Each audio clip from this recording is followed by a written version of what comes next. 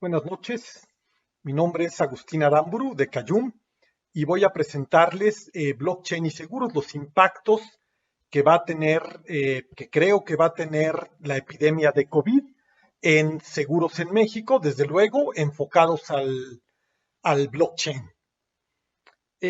Lo primero que lo vamos a dividir en tres partes. Primero vamos a buscar una visión común hacia blockchain en México. La segunda parte vamos a crear una hipótesis de COVID, de cómo creemos que se va a desarrollar la epidemia. Y la tercera, vamos a encontrar los impactos y las oportunidades que se van a dar en seguros dentro de COVID. Me gusta iniciar con este graffiti de Banksy, solamente que lo intervine porque dice queremos cambio, y realmente ahora lo que tenemos en este mundo el día de hoy es más cambio, mucho más cambio del que habíamos pedido. Pero vamos a comenzar con la parte de blockchain. Cuando tú te regresas y ves al Neandertal y a los humanos modernos, te das cuenta que nosotros fuimos los que sobrevivimos, pero en una pelea uno a uno, siempre era el Neandertal el que ganaba. ¿Por qué fuimos nosotros los que nos quedamos vivos al final? Lo que sucede es que nosotros somos capaces de cooperar en grupos de cientos y de miles de personas, mientras que los Neandertals solo podían cooperar con sus familiares más cercanos. Eso nos dio una ventaja porque a la hora de una batalla por recursos, a la hora de que peleemos por un campo, por comida, por lo que fuera, nosotros podíamos organizarnos en grupos mucho más grandes. Y somos únicos en ese sentido porque hay muchos grupos que saben cooperar. Las abejas cooperan para juntar miel, para crear panales, en grupos enormes también. Lo mismo lo hacen las hormigas y logran cosas muy importantes.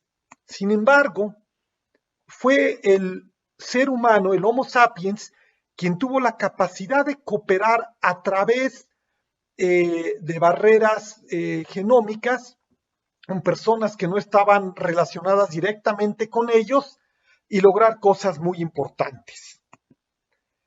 Esto que fue tan exitoso creó redes de poder y quienes quedaron en el centro de esas redes de poder lograron posiciones muy importantes como son reyes o como son las religiones o movimientos por países, movimientos independentistas y hasta partidos políticos, quienes controlan las redes y están en el centro del poder, toman posiciones fuertes. Y esto no es nada más el gobierno. Vean la posición que tiene Telmex, América Móvil en México, los bancos, los notarios, o a nivel internacional Apple, Facebook o Google. Están en el centro, completamente en el centro de redes muy poderosas donde ellos controlan los recursos y controlan mucho de lo que sucede. Vamos a mirar un poco hacia adelante. Un segundo. Vamos a mirar un poco hacia adelante, más hacia blockchains. Muchos van a reconocer esta pantalla. La pantalla de este virus que secuestraba tu computadora, sobre todo computadoras en XP, exigía un pago para regresarte la computadora, exigía un pago en Bitcoin. Y la pregunta es, ¿por qué quienes crearon este sistema pidieron el pago en Bitcoin?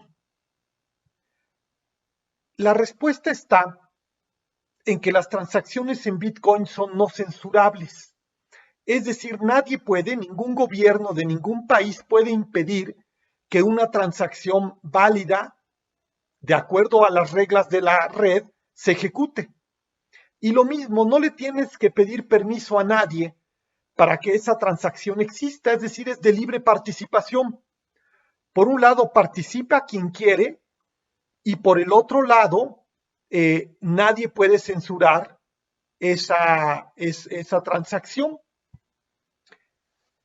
Otra característica de estas redes es que estas transacciones se quedan de manera permanente. ¿Quiénes de ustedes conocen este sitio que se llama Proof of Existence, prueba de existencia? Cuando tú tomas un archivo y lo pones en este sitio, se hace un resumen o una síntesis de ese archivo, de todo el contenido de ese archivo, y se guarda un hash.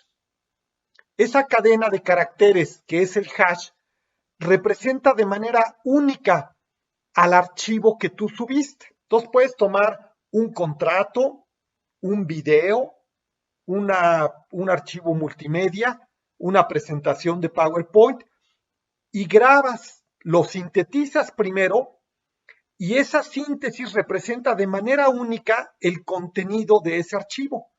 Cuando tú cambias el archivo, cambia automáticamente la síntesis.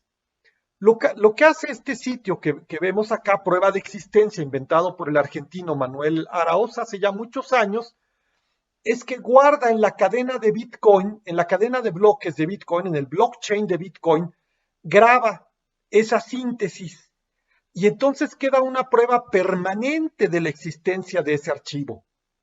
Como las transacciones en Bitcoin no se pueden echar para atrás, esa prueba es persistente e inmutable. Quizás inmutable es una palabra muy fuerte, pero digamos que es razonablemente inmutable, probabilísticamente inmutable. Para cualquier fin práctico, eso no va a cambiar.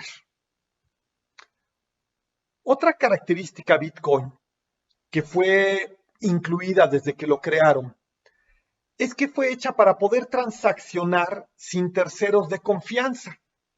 Es decir, poder intercambiar dinero sin que existiera un banco o otra institución financiera regulada de por medio. Esto lo que consiguió es que en Bitcoin haces intercambio de valor sin intermediarios, de una forma completamente auditable y muy importante, que tú en lugar de tener confianza en los intermediarios, en los reguladores, en las instituciones financieras, tienes confianza en el protocolo y sabes que el protocolo funciona porque los incentivos están alineados.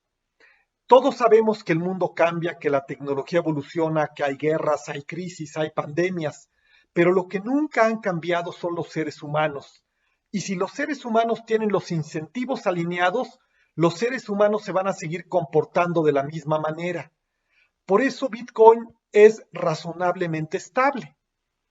Vamos entonces a pasar a nuestra definición de blockchain. Vamos a decir que blockchain es una nueva forma de coordinar distintos actores alineando incentivos. Hay muchos blockchains, el blockchain de Ethereum, el blockchain de Bitcoin, muchísimos más, y todos ellos alinean los incentivos de los actores y coordinan su actuar. Bitcoin lo hace para transmitir valor, Ethereum lo hace para ejecutar contratos inteligentes, Filecoin lo hace para guardar archivos de manera descentralizada y de esa manera coordinan los incentivos de los distintos actores y consiguen un comportamiento emergente. Vamos a ver cuál es el valor de estos costos de coordinación. Y el ejemplo que vamos a presentar es ejemplos de seguros. ¿Cuánto cuesta coordinar la mutualidad? Un seguro al final del día únicamente se trata de juntar a muchísimos actores, formar una gran mutualidad y que del dinero que esa mutualidad ponga se pague a quienes sufren un siniestro o a quienes tienen un problema grave. Fíjense el costo de coordinar estas mutualidades. En México, por cada peso pagado en siniestros, es decir, por cada peso que las aseguradoras pagan en siniestros, se gastan 63 centavos en operaciones y comisiones. Es decir, que las aseguradoras podrían pagar 50% más si el costo de coordinar la mutualidad fuera más barato. Lo peor de todo, que se ve en la gráfica del lado izquierdo, es que nuestro costo es de 63 centavos, mientras que en los demás países de la OCDE es de 31 centavos en promedio. Eso no nada más es malo, sino que en México, en particular para el seguro de autos de 2007 a 2017, pasamos de pagar 35 centavos en costos de coordinación por cada peso pagado en siniestros, en robos de auto, en choques, en accidentes, etcétera, a pagar 68 centavos. Es decir, vamos hacia atrás. En lugar de que paguemos cada vez menos por coordinar la mutualidad, cada vez pagamos más por hacer esta coordinación. Lo que nosotros queremos hacer con blockchain es encontrar una manera que bajen los costos de coordinar esta mutualidad. Y por eso pongo esta imagen de Banksy de nuevo, donde las cosas se presentan exactamente al revés. Y en lugar de que sea el status quo el que nos dice cómo hacer las cosas, somos nosotros el que estamos controlando y diciéndole al status quo cómo tiene que trabajar en el futuro. Digamos que es un momento en el que nosotros tenemos que tomar todo bajo control. Y es muy relevante porque estamos ante una epidemia única. Cuando llegó el COVID y el nuevo coronavirus y empezó a infectar personas, cambió las reglas del juego, al menos cambió las reglas del juego en el corto plazo, en estos meses, en estos 2 años. Estoy trabajando bajo la hipótesis de que la nueva normalidad, no es una hipótesis mía, ahí está la referencia, donde estamos controlando la cantidad de personas que se infectan y que terminan en una unidad de cuidados intensivos.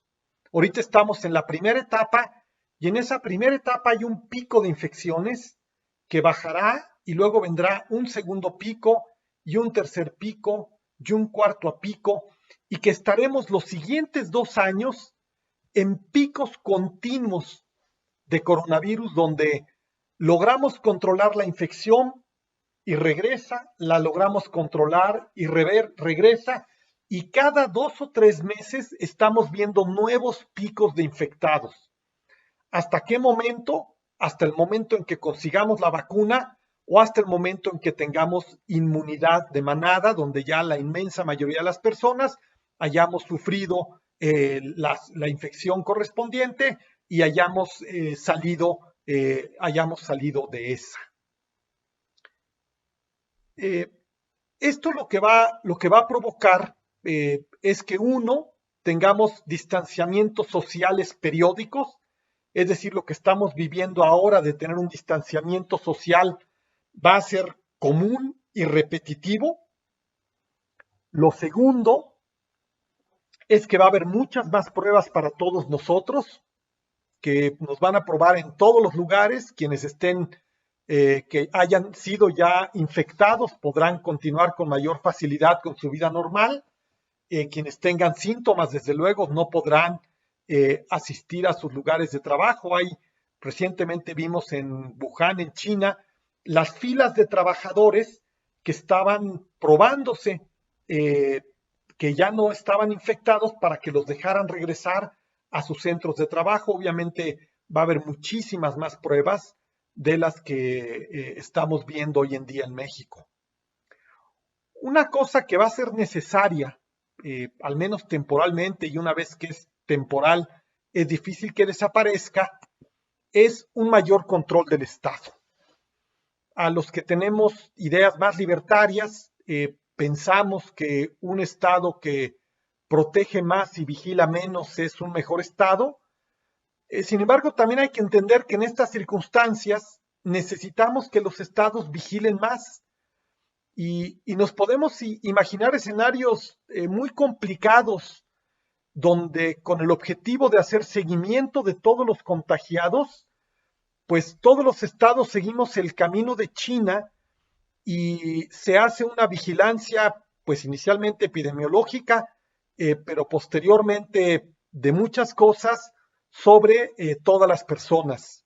Creo que pues este es un impacto desafortunado de esta pandemia pero es un momento en el que vamos a tener que permitir, incluso incentivar que el Estado controle las cosas, y después vendrá la parte complicada de pedirle al Estado pues que ya no lo haga, ¿no? Pasamos así a la tercera parte de esta plática, que son los efectos de segundo orden y las oportunidades que esto abre tanto en blockchain como en seguros. Voy a platicar un poco de ejemplo de primer orden, ¿no? Entonces, tienes una época donde se inventaron los autos, ¿no? Esto fue pues lo que pasó. El primer impacto de ello es que se empiezan a reemplazar a los carruajes y a los caballos. Esto produce un efecto de segundo orden, que deja de haber pues popó de caballos en la calle, que las calles se empiezan a pavimentar, y esto provoca un impacto de tercer orden, donde la gente se puede ir a vivir más lejos de sus trabajos y por lo tanto nacen y crecen los suburbios.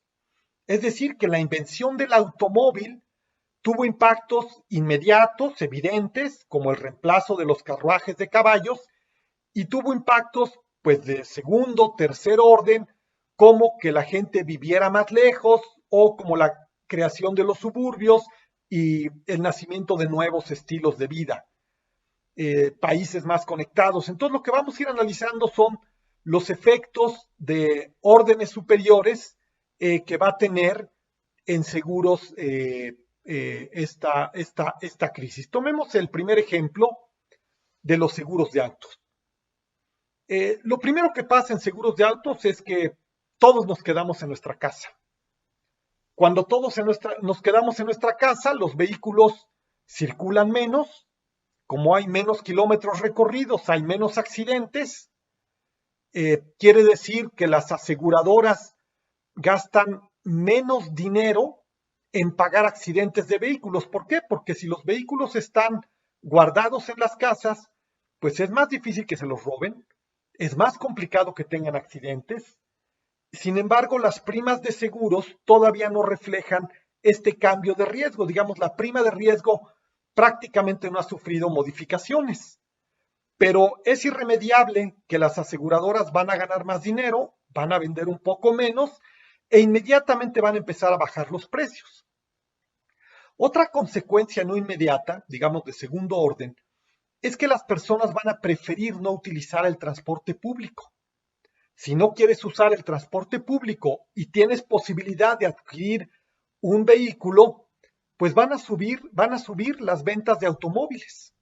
Así que al final vamos a tener en el corto plazo menos coches circulando, con menos accidentes, que va a provocar seguros más baratos, pero vamos a tener una mucho mayor venta de automóviles cuyos no van a estar reflejados en el tráfico por la hipótesis que mencionábamos de que vamos a estar en olas, ¿verdad? Olas donde nos guardamos, nos salimos, nos guardamos, nos salimos, nos guardamos, nos salimos. En general, quienes trabajen desde casa van a preferir hacerlo, y esto va a durar, insistimos, 18, 24 meses, lo cual va a provocar sí seguros de auto más baratos, pero también va a provocar que tengamos muchos más automóviles en las calles. ¿Qué consecuencias tiene esto? ¿Qué consecuencias va a tener esto para blockchain y seguros? La primera consecuencia va a ser que se va a acelerar la prueba de aseguramiento. Este es un esfuerzo que ya hace la Asociación Mexicana de Instituciones de Seguros, conocida como AMIS, en crear pólizas de seguro que sean infalsificables, de tal forma que tú cuando veas una póliza puedas comprobar de una forma indubitable si esa póliza es válida o no. Hoy, al menos en la Ciudad de México, si tu coche entra al corralón y tú presentas un papel que parezca una póliza de seguros, la persona que está a cargo de permitir la salida de tu coche al corralón no tiene una manera de saber si ese papel representa una póliza válida. Con este nuevo mecanismo que está implementando la AMIS, se va a poder hacer sin ningún problema y probar de forma indubitable que esa es una póliza válida y verdadera. Lo segundo, creo yo que hay una oportunidad a los seguros por kilómetro. Claramente en seguros por kilómetro el problema es qué tanto puedo yo modificar mi kilometraje, porque es muy caro instalar un dispositivo que sigue el kilometraje automáticamente, pero yo podría, digamos, asegurarme que las pruebas de fotografía del kilometraje quedaran guardados en algún blockchain y que de esa manera fueran no modificables. La tercera oportunidad muy importante es la historia de siniestros. En países más desarrollados, Estados Unidos, Francia, España, Inglaterra, todas las personas tenemos una historia de siniestros. Es decir, si tú manejas un vehículo pero eres cuidadoso y casi no te accidentas, debes de pagar un seguro más bajo que yo, que manejo también un vehículo, pero choco todos los días, todas las semanas. Habemos, los que chocan no son los coches, son los automóviles, somos los conductores. Entonces, si hay una historia de siniestros que puede estar asociada a la persona y guardada en un blockchain, podríamos, quienes manejamos mejor, pagar menos y quienes manejamos más mal, pagar más por un seguro, que es completamente justo. El día de hoy en México todos pagamos lo mismo, sin importar si conduces bien o si conduces mal, lo cual pues casi debería estar prohibido porque no es nada justo. Vámonos ahora a los seguros de gastos médicos. En seguros de gastos médicos, cuando tenemos COVID y todos nos quedamos en casa, pues de cualquier manera hay más hospitalizaciones y esas hospitalizaciones las va a tener que pagar la aseguradora. Sin embargo, también hay menos cirugías selectivas.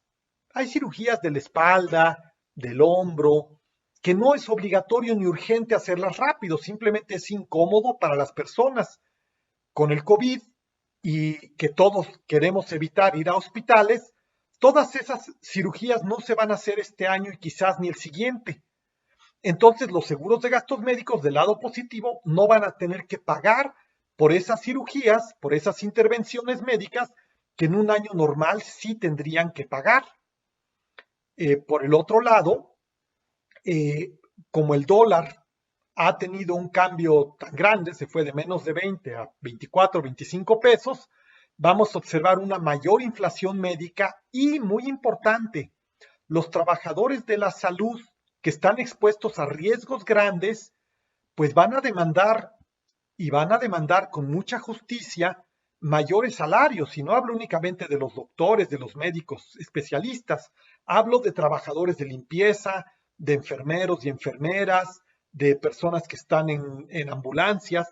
Es decir, va a haber una inflación en los costos de salud asociada a la peligrosidad de trabajar en ese sector. Como al final del día los que pagamos esta inflación, los que pagamos lo que pagan los seguros, somos los usuarios al comprar nuestras pólizas, vamos a tener seguros de gastos médicos más caros. Van a ser más caros, pero también van a ser mucho más necesarios. Para terminar, bueno, y hay 3 oportunidades en seguros de salud, que son las recetas electrónicas, muy importante, eso ya lo hace hoy Prescripto, una gran compañía. Una historia clínica que sea inmutable y que tenga trazabilidad, y seguros indemnizatorios donde tienes un pago fijo por evento.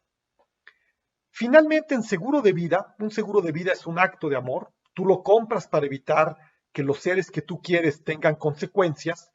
Ahí vamos a ver seguros de vida más caros porque habrá más fallecimientos, también va a haber más venta de seguros de vida porque vamos a tener más conciencia de nuestra fragilidad como personas. Y las oportunidades en blockchain están en la contratación electrónica. La persona que resuelva la contratación electrónica de seguros de vida, seguramente usando firmas electrónicas y blockchain, va a ser un enorme negocio. Yo creo que es la oportunidad más grande que veo en este momento en blockchain y seguros. Hoy también se pueden hacer seguros de vida más baratos y seguros paramétricos masivos para la población menos favorecida. Bueno, solamente para terminar, digamos, esto va a acelerar la automatización y va a abrir oportunidades a nuevas mutualidades. Y termino de nuevo con Banksy. Solamente ahora dejé el original porque creo que necesitamos cambios. Efectivamente es cierto que el COVID trajo muchos cambios, cambios que no queríamos, cambios que no esperábamos, pero también es cierto que nos toca ahora a nosotros provocar el cambio que queremos ver, tomar esto en nuestras manos y aprovechar estos momentos para hacer una mejor industria de seguros que proteja a más y mejor, a más mexicanos y de mejor manera, y por qué no, usando blockchain además, que es una gran tecnología. Muchas gracias y queda a sus órdenes. Buenas noches.